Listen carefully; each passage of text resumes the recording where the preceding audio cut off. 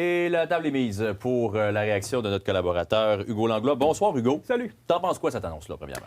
J'en pense qu'Ottawa est 2 ans en retard. J'en pense qu'Ottawa livre finalement la marchandise qu'ils ont promis aux gens de Québec, c'est-à-dire on va vous retourner votre argent. Hein? On a fait des campagnes électorales là-dessus.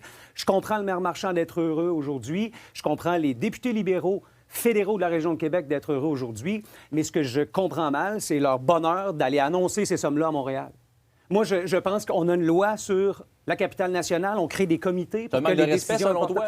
Bien, c'est un faux pas, à mon sens. Qu'on prenne le maire et son chauffeur, puis qu'on dise « Faites 250 km, venir accepter votre argent qu'on vous a promis, puis promis, puis promis. » Moi, ça, c'est la forme me déplaît aujourd'hui. Maintenant, le fond. 40 de l'ancien financement.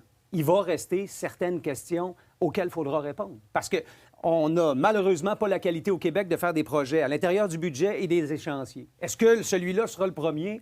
On peut se dire qu'à Québec, le centre Vidéotron, ça s'était bien passé. Oui. Maintenant, c'est pas mal plus complexe. Moi, qu'on travaille avec un chiffre, comme le disait Stéphane Lachance, de 2024, je trouve ça délicat parce que la population a le droit d'être cynique. Et dernier élément, Jean-Simon, on est allé chercher le financement. Maintenant, il faut aller chercher la population. Aujourd'hui, il n'y a personne avec cet argent-là qui va dire « Ah, bien finalement, je le veux le projet. Ah, bien finalement, c'est une bonne idée. » Personne ne va changer d'avis. C'est ce que tu veux dire, autrement. Il faut aller chercher la population. Il faut aller chercher ce qu'on appelle l'acceptabilité sociale. Il y a encore trop de gens à Québec qui sont contre le projet, peut-être parce qu'ils ne le connaissent pas. Il faudrait le vendre, il faudrait le démocratiser, ce projet-là, le rapprocher des gens qui, on va souhaiter, vont prendre le tramway éventuellement. Mais là, moi, je pense qu'il faut consulter la population.